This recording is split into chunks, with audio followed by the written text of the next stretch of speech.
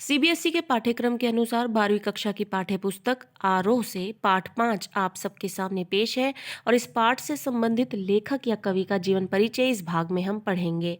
कवि का नाम है गजानन माधव मुक्तिबोध जी। इनका जन्म हुआ 13 नवंबर 1917 में श्योपुर, जो कि ग्वालियर में है, और ग्वालियर यानी जो कि मध्य प्रदेश में है। तो इनका जन्म हुआ था मध्य प्रदेश के श्योपुर में, ग्वालियर के 13 नवंबर 1917 को। इनकी कुछ प्रमुख रचनाएं हैं। प्रमुख रचनाएं यानी इन्होंने अपना जितना भी साहित्य रचा है उनमें से कुछ प्रमुख रचनाएं हैं जिनकी वजह से इनकी प्रसिद्धि इनको हासिल हुई है। उनमें से कुछ ही नाम यहाँ पर आपको बताए जा रहे हैं। चांद का मुंह टेढ़ा है, भूरी भूरी खाक, धूल, ये कविता संग्रह है। कविता संग्रह का नाम है, यानी कि यहाँ पर आपको कविताओं का संग्रह मिलेगा इन दोनों पुस्तकों में, और ये संग्रह के नाम है। इनके अंतर्गत अन्य इनकी कविताएं और भी देखने को मिलेंगी। काठ का सपना, विपात्र, सतह से उठता आदमी, ये कथा साहित्य है। कमायनी, जो कि जयशंकर प्रसाद जी की रचना है, ये उनके द्वारा लिखित उस पर एक समीक्षा है जिसका नाम है कमायनी एक पुनर्विचार। नई कविता का आत्मसंघर्ष, नए साहित्य का सौंदर्य शास्त्र, अब आखिर रचना क्यों नाम से ये प्रकाशित है। समीक्षा की समस्याएं, एक साहित्य की डायरी, ये सारे जो है आलोचनाएं हैं। भारत, इतिहास और संस्कृति, ये जितने भी ब्रैकेट्स में लिखे हैं ये हिंदी साहित्य की जो विभिन्न विधाएं हैं जो एक लेखक ने या कवि ने लिखे होते हैं। यहाँ पर वो चीज़ साफ साफ तौर पे छात्रों को या छात्राओं को समझ आ सके, इसके लिए लिखा जाता है। इनका निधन हुआ था 11 सितंबर सन 1964 में नई दिल्ली में। हमारी हार का बदला चुकाने आएगा संकल्प धर्मा चेतना का रक्त प्लावित स्वर, वो स्वर जो रक्त से प्लावित है और संकल्प धर्मा है, चेतना को हासिल किए हुए है अपनी हार का बदला चुकाने के लिए। और जब उसके हृदय में वो गुप्त स्वर्ण शब्द या विचार जो है स्वर्ण अक्षर बनकर प्रकट होंगे तो वो एक विकट रूप धारण करेगा। हार का बदला चुकाने वाले संकल्प धर्मा कवि मुक्तिबोध का पूरा जीवन जो है वो संघर्ष में बीता है। कहने का अर्थ है कि कोई भी व्यक्ति इतना प्रसिद्ध जो है ऐसे ही नहीं बन जाता, उसके पीछे बहुत कड़ी मेहनत होती है। मुक्तिबोध भी जो अगर एक साहित्यकार के रूप में आज जाने जाते हैं, इतने प्रसिद्ध है, तो वो इतना आसान नहीं है, हाथों में रखा हुआ ही नहीं मिला था, बल्कि हार का बदला चुकाने के लिए एक संकल्प धर्मा के रूप में कवि जो मुक्तिबोध हैं उनका पूरा जीवन संघर्ष में बीता है। उन्होंने 20 वर्ष की छोटी उम्र में बड़नगर मिडिल स्कूल में मास्टरी की। 20 वर्ष की छोटी सी उम्र में उन्होंने मास्टरी की है स्कूल में। संघर्ष यहीं से बताया जा रहा है। तत्पश्चात यानी उसके बाद शुजालपुर, उज्जैन, कोलकाता, इंदौर, मुंबई, बंगलौर, बनारस, जबलपुर, राजनांदगांव आदि स्थानों पर मास्टरी से पत्रकारिता तक का काम किया। यानी यहाँ पर इन्होंने दिखाया है कि 20 साल की छोटी उम्र से उन्होंने मास्टरी का काम शुरू कर दिया, यानी टीचिंग की उन्होंने, और उसके बाद जो सफ़र चलता गया उन्होंने पत्रकारिता तक का काम किया। पत्रकारिता यानी मीडिया से जुड़ा काम भी उन्होंने किया। कुछ समय तक उन्होंने पाठ्य पुस्तकें भी लिखी। छायावाद और स्वच्छंदतावादी कविता के बाद जब नई कविता आई छायावाद, जहां पर जयशंकर प्रसाद, पंत, निराला, महादेवी वर्मा जो है प्रमुख कवियों के रूप में उभर कर सामने आए थे, वो मुख्य स्तंभ थे उनके। तो छायावाद में व्यक्ति जो है अपने व्यक्तित्व को, अपनी निराशा को, दुख को, अकेलेपन को ज़्यादा, उस कविता का जो एक मुख्य विषय या आप कह सकते विशेषता है वो यही थी। ये छायावादी युग था। इसके बाद आया एक नई कविता का युग। यहाँ से मुक्तिबोध जी के विषय में बात शुरू होती है, तो इसलिए छायावाद का समझ आना बहुत जरूरी है। छायावाद और स्वच्छंदतावादी कविता के बाद जब नई कविता का दौर आया तो मुक्तिबोध जो है उसके अगुआ कवियों में से एक थे। अगुआ मतलब जो नेतृत्व करता है, किसी चीज को शुरुआत करने में सबसे आगे खड़ा रहता है। तो मुक्तिबोध जी जो है वो छायावाद के बाद जो एक नई कविता का युग आया उसके अगुआकार कवियों में से एक थे। यानी शुरुआत करने के लिए नेतृत्व में सबसे खड़े पहले मुक्तिबोध जी खड़े हुए मिलते थे। मराठी संरचना से प्रभावित लंबे वाक्यों ने उनकी कविता को आम पाठक के लिए कठिन बनाया।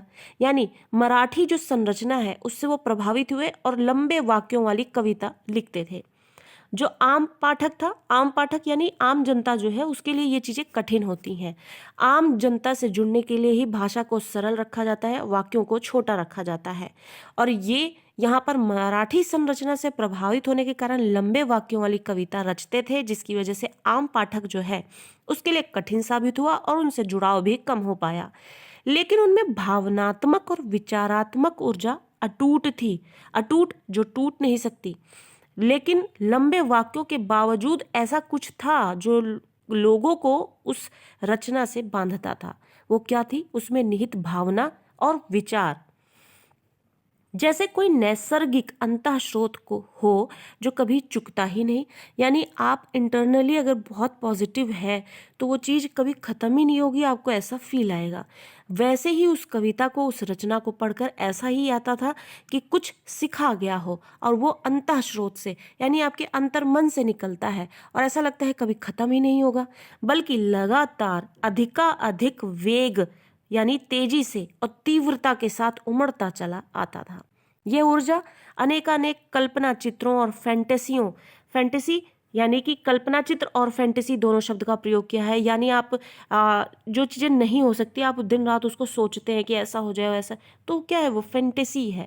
आप ऐसा सोच रहे हैं कि आपके साथ ऐसी आपकी ख्वाहिशें पूरी हो जाए, वो आपकी फैंटेसी है, आप उसके बारे में सोचते हैं। तो इस तरीके की ऊर्जा, अनेक ऊर्जा कल्पना चित्रों और फैंटेसियों का आकार ग्रहण कर लेती थी जब उनकी रचनाएं पढ़ी जाती थी। मुक्तिबोध की रचनात्मक ऊर्जा जो है, रचनात्मक ऊर्जा का एक बहुत बड़ा अंश जो है वो आलोचनात्मक लेखन और साहित्य संबंधी चिंतन में सक्रिय रहा है। तो जो मुक्तिबोध जी जो है वो ज़्यादा एक्टिव कहाँ दिखे हैं? हमेशा अपने कौशल को प्रकट करने में माहिर कहाँ दिखे हैं? वो आलोचनात्मक लेखन में दिखे हैं। आलोचनात्मक लेखन क्या होता है?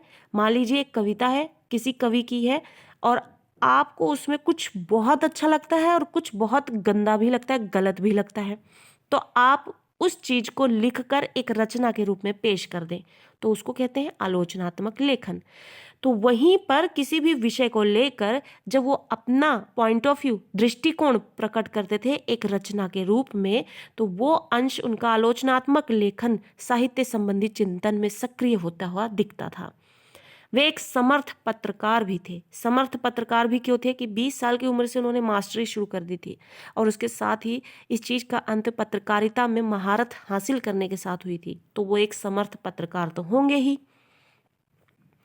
इसके अलावा राजनैतिक विषयों, अब जब कोई पत्रकारिता में शामिल है तो बहुत हद तक उसको राजनीतिक तत्वों का ज्ञान भी हो ही जाता है। इसके अलावा राजनैतिक विषयों, अंतर्राष्ट्रीय परिदृश्य तथा देश की आर्थिक समस्याओं पर लगातार वो लिखते भी रहे, क्योंकि पत्रकारिता से भी जुड़े थे। कवि शमशेर बहादुर सिंह के शब्दों में उनकी कविता जो है अद्भुत संकेतों से भरी थी, जिज्ञाओं से अस्थिर थी। कभी दूर से शोर मचाती तो कभी कानों में चुपचाप राज की बातें कहती चली जाती थी। हमारी बातें हमको सुनाती हैं, हम अपने को एकदम चकित होकर देखते हैं और पहले से अधिक पहचानने लगते हैं। अब यहाँ पर जो कवि शमशेर बहादुर सिंह जी हैं, उन्होंने एक बार इन कवि के बारे में लिखा था, मुक्तिबोध जी के बारे में, कि उनकी कविताएं या फिर उनकी रचनाएं जो है हमें क्या बताती हैं। वो हमें अद्भुत संकेत देती हैं, जिज्ञासा से भरी चीजें सामने लाती हैं। कभी दूर से शोर मचाते हैं और कानों में चुपचाप एक राज बता के चली जाती हैं, और हमारी ही बातें हमको सुनाती हैं। यानी समाज में बहुत सारी ऐसी बातें चल रही होती है जो हर कोई जानता है लेकिन जग जाहिर नहीं होती। तो वो सारी गुप्त बातें या फिर ऐसी बातें जो समाज में आसानी से कोई ला नहीं सकता या कोई हिम्मत नहीं कर सकता, वो सारी चीज़ें जो है मुक्तिबोध अपनी रचनाओं में पेश करते थे। तो इसलिए उन्होंने शमशेर बहादुर सिंह जी ने मुक्तिबोध के बारे में जो कहा वो इन पंक्तियों में जाहिर किया गया। अब यहाँ पर उनकी एक कविता दी गई है जिसके विषय में एक संक्षिप्त जानकारी दी जा रही है। मुक्तिबोध की कविताएं जो है वो सामान्यतः बहुत लंबी होती हैं। उन्होंने जो भी अपेक्षाकृत छोटे आकार की कविताएं लिखी हैं उनमें से एक है सहर्ष स्वीकारा है, जो भूरी भूरी खाक धूल, जो कि अभी हमने शुरुआत में ही कविता संग्रह नाम से पढ़ा था, उसमें से ये कविता ली गई है जिसका नाम है सहर्ष स्वीकारा है, और ये उनकी छोटी कविताओं में से एक है। ज़्यादातर वो लंबी कविताएं लिखते हैं। एक होता है स्वीकारना और दूसरा होता है सहर्ष स्वीकारना। यानी एक होता है आसानी से आप किसी चीज़ को स्वीकार कर ले और एक होता है खुशी के साथ स्वीकार करें, यानी खुशी खुशी स्वीकार करना। ये कविता जीवन के सब सुख और दुख, संघर्ष, अवसाद, उठापटक सम्यक भाव से अंगीकार करने की प्रेरणा देती है। यानी कि सम्यक भाव से अंगीकार, समान भाव से अपनाने की प्रेरणा देती है। कहने का अर्थ यह है कि आपके जीवन में दुख है, सुख है, संघर्ष है, अवसाद है, परेशानियां है, उठापटक है, इन सभी परिस्थितियों को समान भाव से अपनाना आना चाहिए, उसकी प्रेरणा देती है यह कविता। कवि को जहां से ये प्रेरणा मिली, प्रेरणा के उस उत्स तक भी हमको ले जाती है। उस विशिष्ट व्यक्ति या सत्ता के इसी सहजता के चलते उसको स्वीकार किया था। कुछ इस तरह स्वीकार किया, यानी आत्मसात किया था कि आज तक वे सामने नहीं भी है तो भी आसपास उनके होने का एहसास है। मुस्काता चांद जो धरती पर रात भर, मुझ पर त्यों तुम्हारा ही खिलता वह चेहरा है। क्योंकि यह एहसास आप्लावनकारी है। प्लावन का मतलब होता है छोड़ देना, आप्लावनकारी मतलब जिसे ना छोड़ा जा सके। तो ये जो एहसास है कवि के लिए वो छोड़ने लायक नहीं है। और कविता में मैं उसकी भाव प्रवणता के निजी पक्ष से उभरकर सिर्फ विचार की तरह उसे जीना चाहता है, क्योंकि वह बृहत्तर विश्व की गुत्थियां सुलझाने में उसकी मदद करेगी। वह दिवंगत माँ, पत्नी, बहन, सहचरी कोई भी हो सकती है। अब यहाँ पर कविता पढ़ते वक्त एक बहुत बड़ा प्रश्न उठता है कि यहाँ पर प्रिय जो है वो किसके लिए बोल रहे हैं कवि। तो यहाँ पर यही बताया जा रहा है कि इस कविता में वो प्रिय कोई भी हो सकता है जो कवि को प्यारा है। प्रिय का अर्थ बिल्कुल नहीं है कि प्रेयसी हो, उनकी प्रेमिका ही हो। तो ये प्रिय उनके लिए कोई भी हो सकता है। उन्होंने उसको विशिष्ट रूप में सामने नहीं लाया है, इसलिए बहुत सारे ये प्रश्न करते हैं कि ये प्रिय किस विषय में है। तो यहाँ पर वो प्रिय कोई भी हो सकता है, वो चाहे माँ हो, पत्नी हो, बहन हो या फिर सहचरी। यहाँ पर सिर्फ प्रेमिका से उसका अंदाजा नहीं लगाया जा सकता। सहज स्नेह की उष्मा जब विरह में अग्निशिखा सी उद्दीप्त हो उठी है।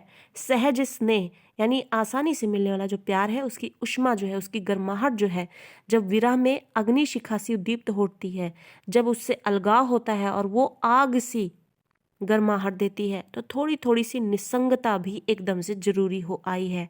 और वह चाहने लगा है मोह से मुक्ति। यानी जब विरह होता है तभी वो व्यक्ति चाहता है कि उस मोह से उसको मुक्ति मिल जाए। कहने का अर्थ है कि जीवन में हर चीज को कवि ने सहर्ष ही स्वीकार कर लिया है, खुशी से स्वीकार किया है। क्यों? क्योंकि उस प्रिय ने उसको ऐसा थामा था कि उसे कहीं अपने आप को कमजोर महसूस नहीं किया, जिसकी वजह से उसने हर एक चीज को स्नेह से, प्यार से स्वीकार कर लिया। लेकिन जब वही स्नेह देने वाला, हाथ थामने वाला ही छूट जाए या उसका साथ छूट जाए, वही व्यक्ति जो है वो स्नेह की उष्मा पाने वाला जब विरह को पा जाता है, तो वही व्यक्ति चाहने लगता है कि उसे उस मोह से अब मुक्ति मिल जाए, क्योंकि वो ज़्यादा तकलीफ देता है। जीवन में आने वाली परेशानियों, परिस्थितियों से सामना करना आसान है, लेकिन जिसे आप चाह रहे हैं उससे अगर आपको विरह मिलता है तो वो ज़्यादा तकलीफ देता है। चाहने लगा है कि भूलने की प्रक्रिया एक अमावस की तरह उसके भीतर इस तरह घटित हो कि चांद जरा सा ओट हो ले। अंधेरे से सामना हो तो चित्त की ताकत बढ़ जाए। लगातार ये भौतिक और मानसिक अवलंब अंदर एक अज्ञात भय भी कायम करता है। ममता के बादल की मंडराती कोमलता क्योंकि भीतर पिराती है, बहलाती सहलाती आत्मीयता बर्दाश्त नहीं होती है। दृढ़ता और तज्जन्य कठोरता भी बड़े मानव मूल्य है, इसलिए भूल जाना भी एक कला है। अति किसी चीज की अच्छी नहीं, क्योंकि कवि ने अपने प्रिया को बहुत चाहा है और बहुत ज्यादा चाहत अच्छी भी नहीं होती, अति किसी चीज की अच्छी नहीं होती। इसलिए वो स्नेह पाने के बाद जब विरह मिलता है तो कवि चाहता है कि अब उसे उस मोह से मुक्ति मिल जाए। हर समय की भावार्धता यानी उन भावों में आर्द्र रहना भी कमजोर करती है।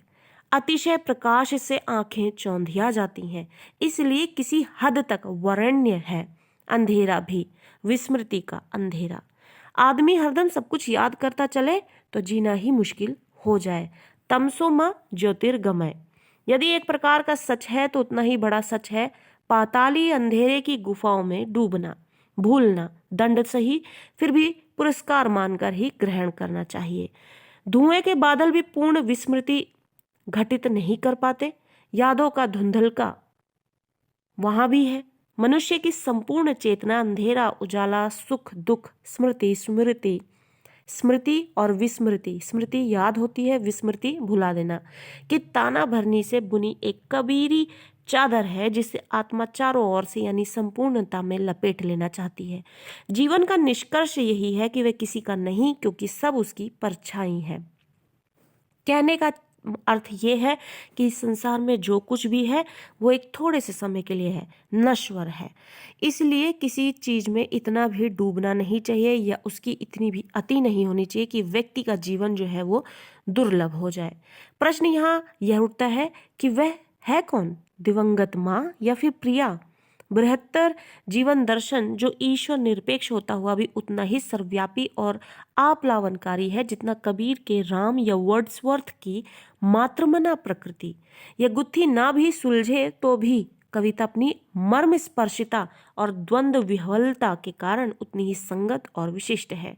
यानी यहाँ पर ये ना भी पता लगे तो भी कविता जो है अपने आप को जो प्रकट कर रही है, जो अर्थ दे रही है, वो उतनी ही संगत और विशिष्ट लगती है। साधक और साध्य की एकात्मकता, तेरा तुझको सौंपता का लागे है मोर वाला ऐसा निरंकार विनय पारंपरिक साहित्य से इतर यानी आधुनिक कविता में कम ही दिखाई देता है।